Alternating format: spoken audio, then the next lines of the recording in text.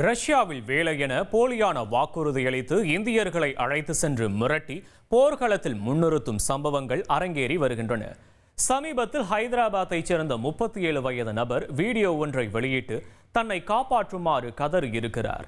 இவரை போல் மொத்தம் 27 இந்தியர்கள் ரஷ்ய போர் முனையில் சிக்கி தவிப்பதாக தகவல்கள் வெளியாகி இருக்கிறது. இதை பற்றி விவரிக்கிறார் எமது சிறப்பு செய்தியாளர் சலீம். இஸ்ரேல் காசா போர் 2 ஆண்டுகளாக நடைபெற்று வந்தது. அதை முடித்து வைத்தார் ட்ரம்ப்.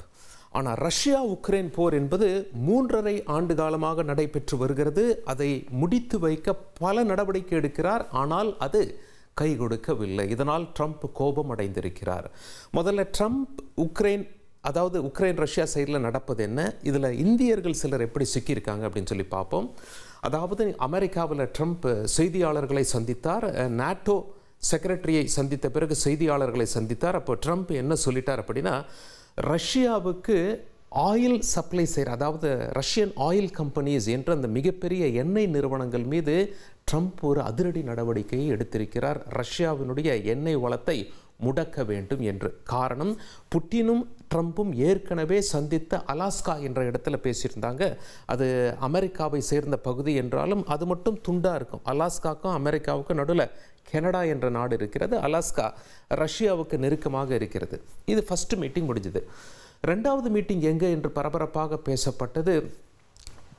கூடிய விரைவில் நடக்கும் என்று எதிர்பார்க்கப்பட்டது. அதற்கு இடமும் குறிக்கப்பட்டது. ஆனால் மீட்டிங் திடீரென ரத்து செய்யப்பட்டதால் பரபரப்பானது. எல்லாரும் ட்ரம்ப்பை கேட்டாங்க, என்னங்க ஆச்சு, ஏன் மீட்டிங் ரத்தாச்சு, கேன்சலா அல்லது போஸ்ட்போன் ஆயிடுச்சு அப்படின்னு சொல்லி கேட்டதுக்கு, மீட்டிங், அதாவது வேஸ்டான மீட்டிங்கில் நான் டைமை வேஸ்ட் பண்ண விரும்பலை அப்படின்னு சொல்லிட்டார். அப்போவே புரிஞ்சு போச்சு, ரஷ்யாவுக்கும் அமெரிக்காவுக்கும் சுமூகமான உடன்பாடு ஏற்படவில்லை, போர் இப்போதைக்கு நிற்காது போல் இருக்கிறது என்று பேச ஆரம்பித்து விட்டார்கள். இதெல்லாம் ஒரு பக்கம் நடந்து கொண்டிருக்கு. இப்போ ரஷ்யா என்ன பண்ணியிருக்காங்க அப்படின்னு சொல்லி பார்த்தீங்கன்னா, அணு ஆயுதம் தொடர்பான சோதனை ஓட்டங்களை நடத்தி வருகிறார்கள். இதை ரஷ்ய அதிபர் புட்டின் நேரடியாக அமர்ந்து கொண்டு பார்வையிட்டு கொண்டிருந்தார். அதாவது நிலத்தில், நீரில், ஆகாயத்தில், சப்மரைன்ஸும் சரி, நீரில் அணு ஆயுத மிசைல்களை எவ்வாறு பயன்படுத்துவது எல்லாம் தயார் நிலையில் இருக்கா என்ற அந்த ஒத்திகையை புட்டின் அவர்கள் பார்க்கும் வீடியோவை ரஷ்யா ரிலீஸ் செய்திருக்கிறார்கள். இது கண்டம் விட்டு கண்டம் தாவும் ஏவுகணைகள், அதாவது ரஷ்யாவிலிருந்து அடித்தா அமெரிக்கா போகக்கூடிய ஏவுகணைகள். இது அணு ஆயுதத்தை ஏந்தி செல்லும் ஏவுகணைகள். இதை புட்டின் பார்வையிட்டவாறு வீடியோ வெளியிட்டு மிகப்பெரிய பரபரப்பை ஏற்படுத்தி இருக்கிறது.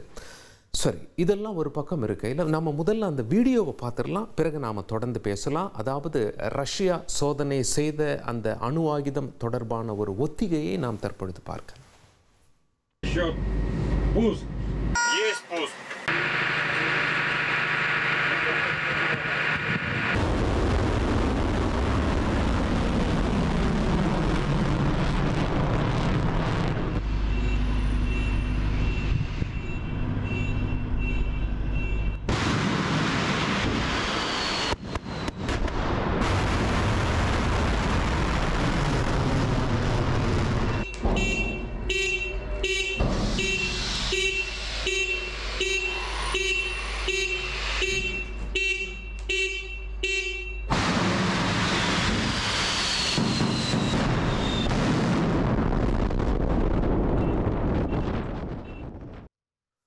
உக்ரைனும் ரஷ்யாவும் ஒருவர் மீது ஒருவர் மாறி மாறி தாக்குதல் நடத்துகிறாங்க. உக்ரைன் அதிபர் ஜெலன்ஸ்கி என்ன பண்ணார், அமெரிக்கா போய் ட்ரம்ப் எல்லாம் பார்த்தா கூட மிக முக்கிய ஆயுதங்கள் கிடைக்குமா அப்படின்னு சொல்லி பார்த்தாரு. ட்ரம்ப் தற்காலிகமாக நிறுத்தி வச்சார். ஏன்னா இந்த நேரம் பார்த்து உக்ரைனுக்கு ஆயுதம் கொடுத்தா ரஷ்யாவை அதை கோபமடைய செய்து பிறகு போர் நிறுத்த ஒப்பந்தத்தில் புட்டின் கையெழுத்து போடாமல் போயிட போகிறார் அப்படின்னு சொல்லி அமெரிக்கா தடுத்து நிறுத்தி வைத்திருக்கிறார்கள். அந்த நேரத்தில் ஜெலன்ஸ்கி இப்போ லேட்டஸ்ட்டாக என்ன பண்ணியிருக்காருன்னா, ஸ்வீடன் நாட்டுக்கு போயிட்டார். உங்ககிட்ட இருக்க நவீன ஆயுதங்களை நாங்கள் வாங்க போகிறோம் அப்படின்னு சொல்லி ஸ்வீடன் நாட்டில் போய் அந்த நவீன போர் விமானங்கள் பறக்கும் காட்சிகளை பார்க்கறதெல்லாம் வெளியாகி இருந்தது. ரஷ்யாவும் உக்ரைன் மேலே தாக்குதல் நடத்துகிறாங்க, உக்ரைனும் ரஷ்யா மீது தாக்குதல் நடத்துகிறாங்க. அந்த காட்சிகளை பார்க்கலாம்.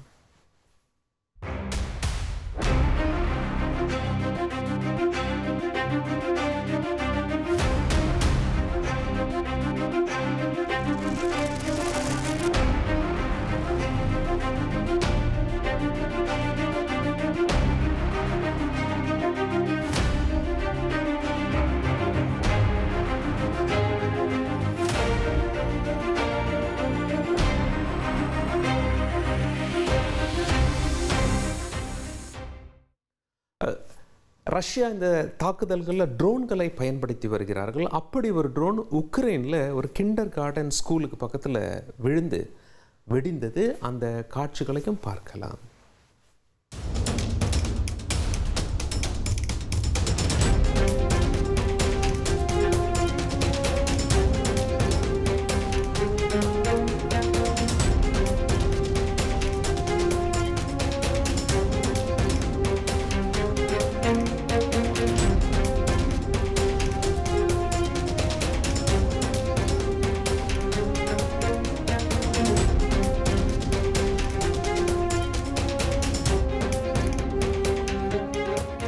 உக்ரைனில் ஒரு ரோட்டில் நடத்தப்பட்ட தாக்குதல், அந்த ட்ரோன் மூலமாக அந்த விழுந்து வெடித்தது இல்லையா, அது ரோட்டில் நடத்தப்பட்ட தாக்குதல் என்றாலும் பக்கத்தில் ஸ்கூல் இருந்த காரணத்தினால ஸ்கூலில் படிக்கிற பசங்களெல்லாம் அவசரமாக வெளியேற்றி விட்டார்கள். ரோட்டில் போய் கொண்டிருந்த ஒருவர் உயிரிழந்து விட்டார், பலர் காயமடைந்திருக்கிறார்கள். இப்படி ஓயாத குண்டு சத்தம் உக்ரைன்லேயும் ஒலிக்கிறது, ரஷ்யாவிலையும் ஒலிக்கிறது. இதில் இந்தியர்கள் சிக்கியிருக்கிறார்கள் என்பது நமக்கு சோகமான செய்தி. போர் ஆரம்பித்ததிலிருந்து இந்த ஏஜென்ட்டுங்கள்லாம் இருப்பாங்க. ரஷ்யாவிலையும் உக்ரைன்லேயும் நிறைய பேர் இறந்து விட்டார்கள் போர் முனையில். ரஷ்யாவுக்கு இராணுவத்திற்கு ஆட்கள் தேவைப்படுகிறார்கள். ஏஜென்ட்டுங்கள்லாம் என்ன பண்ணுறாங்க, இந்தியர்களை குறிவைத்து ரஷ்யாவில் மிகப்பெரிய வேலை, மிகப்பெரிய சம்பளம் வாங்கி தரோம், கன்ஸ்ட்ரக்ஷன் ஃபீல்டில் நிறைய வேலை இருக்குது அப்படின்னு சொல்லி அழைத்து கொண்டு போய் அங்கே என்ன செஞ்சுருக்காங்க, கொண்டு போய் முதல் ஒரு மாதம் வேலையே கொடுக்காம வச்சுருவாங்க. சம்பளமும் இல்லை, வேலையும் இல்லை. இவங்க எங்கேயாவது வட்டிக்கு வாங்கி ஏஜென்ட்டுகளுக்கு காசு கொடுத்துட்டு வந்திருப்பாங்க. பிறகுதான் அங்கே நிர்பந்தம் வரும். என்ன நிர்பந்தம் அப்படின்னா, துப்பாக்கியெல்லாம் கொடுத்து பயிற்சி கொடுத்து இராணுவத்தில் கொண்டு போய் ரஷ்யா எல்லையில் கொண்டு போய் விட்டுறாங்களாம். போர் முனையில் நிறுத்தி வைத்து விடுகிறார்கள். பல இந்தியர்கள் அந்தந்த காலகட்டத்தில் கடந்த 3.5 வருஷங்களில் வீடியோ வெளியிட்டு கதறி இருக்கிறார்கள், எங்களை காப்பாற்றுங்கள், ஏஜென்ட்டுகள் செய்த வேலையால் நாங்கள் சிக்கிக்கொண்டோம் அப்படின்னு சொல்லி. இந்தியாவும் அங்கே ரஷ்யாவோடு ஒரு தொடர்பை ஏற்படுத்தி சிலரை காப்பாற்றி இருக்கிறோம். இதெல்லாம் ஒரு பக்கம் இருக்கையில் ஒரு 5 நாளைக்கு முன்னாடி கூட ஒரு வீடியோ ரிலீஸ் ஆயிடுச்சு. ஹைதராபாத்தை சேர்ந்த 37 வயதான நபர் அவங்களுடைய குடும்பத்துக்கு அந்த வீடியோவை அனுப்பியிருந்தார். அதில் அவர் என்ன சொல்லியிருந்தார்னா, இதே தான் சொல்லியிருக்கார், கன்ஸ்ட்ரக்ஷன் வேலை வாங்கி தரேன்னு சொல்லி கூட்டிகிட்டு போனாங்க. பட் அங்கே போனால் ஒரு 25 நாள் வேலையே இல்லாமாக்கி பிறகு துப்பாக்கி எல்லாம் கொடுத்து ட்ரைனிங் கொடுத்து போர் முனையில் கொண்டு போய் விட்டுட்டாங்க. மொத்தம் 25 பேர் நாங்கள் சிக்கியிருக்கோம். அதில் 17 பேர் ஏற்கனவே போர்க்களத்தில் உயிரிழந்துட்டாங்க. 4 இந்தியர்கள் நாங்கள் துப்பாக்கி பிடிக்க மாட்டோம், போர்க்களத்திற்கு போக மாட்டோம் அப்படின்னு சொல்லி சொன்னோம். உடனே எங்கள் கழுத்து பகுதியில் துப்பாக்கியை வச்சு சுட்டு கொண்டுட்டு ட்ரோன் தாக்குதலில் உயிரிழந்துட்டீங்கன்னு சொல்லி உங்கள் சாப்டர் முடிச்சிருவோம், துப்பாக்கி எடுத்துகிட்டு போகிறீங்களா இல்லையான்னு சொல்லி மிரட்டுறாங்க, எங்களை காப்பாற்றுங்கன்னு சொல்லி வீடியோ வெளியிட்டு, செல்ஃபி வீடியோ வெளியிட்டு கதறி இருந்தார்கள்.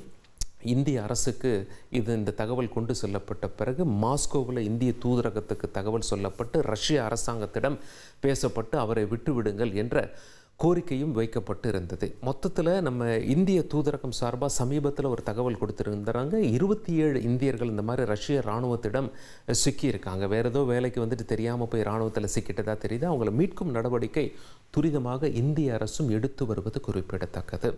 இதெல்லாம் ஒரு பக்கம் இருக்கையில் ஏற்கனவே ட்ரம்ப் என்ன செஞ்சிட்டார் அப்படின்னா, இந்தியாவிலிருந்து வரக்கூடிய பொருட்களுக்கு 50% வரி போட்டார். அவர் சொன்ன காரணம் என்ன, ரஷ்யாவுடைய எண்ணெயை இந்தியா வாங்குகிறது, இதனால் ரஷ்யா பொருளாதாரம் சிறக்கிறது, அந்த காசு தான் ரஷ்யா போர்க்களத்தில் பயன்படுத்தி போர் செய்கிறாங்க அப்படின்னு சொல்லியிருந்தார். ரஷ்யா மேலே சமீபத்தில் நேரடியாக எந்த ஒரு அதிரடி நடவடிக்கையும் எடுப்பதை ட்ரம்ப் தவிர்த்து வந்தார். ஆனால் அதை உடைத்து கொண்டார். இப்போ சமீபத்தில் லேட்டஸ்ட்டாக அவர் ரஷ்யாவுடைய மிக முக்கிய 2 எண்ணெய் நிறுவனங்களுக்கு அந்த எண்ணெய் நிறுவனங்கள் மீது பல அதிரடி நடவடிக்கைகள் எடுத்து விட்டார். அந்த காசு தான் ரஷ்யாவுக்கு போகுது, அதை எப்படி கட் பண்ணுறோம் பாருங்கள் அப்படின்னு சொல்லியிருக்காரு. உலகத்தில் உள்ள மற்ற நாட்டின் தலைவர்கள், இதை உற்று பார்த்து கொண்டிருப்பவர்கள் என்ன ஸ்டேட்மெண்ட் கொடுத்துருக்காங்க அப்படின்னா, ரஷ்யா அதிகப்படியான எண்ணெயை ஏற்றுமதி செய்கிறது, அந்த நிறுவனங்கள் மீது நடவடிக்கை எடுத்தார் உலகில் எண்ணெய் தட்டுப்பாடு வரலாம். இதன் காரணமாக எண்ணெய் மற்றும் கேஸ் சிலிண்டர்கள், பெட்ரோல், டீசல், கேஸ் சிலிண்டர்களின் விலை உயரும் அபாயமும் இருக்கிறது என்ற ஒரு எச்சரிக்கையும் விடுத்திருக்கிறார்கள். இப்படியாக 3.5 ஆண்டு காலமாகியும் போர் அங்கே முடிந்ததாக தெரியவில்லை. அணு ஆயுதங்கள் தொடர்பான அந்த கண்டம் விட்டு கண்டம் தாவும் ஏவுகணைகளை சோதனை செய்யும் நிலையில் தற்பொழுது ரஷ்யாவும் சரி, நேட்டோ அமைப்பினரும் சரி மும்முரம் காட்டுகிறார்கள். போர் பதட்டம் தணியவில்லை, அதிகரித்திருக்கிறது என்பது சோகமான செய்தி.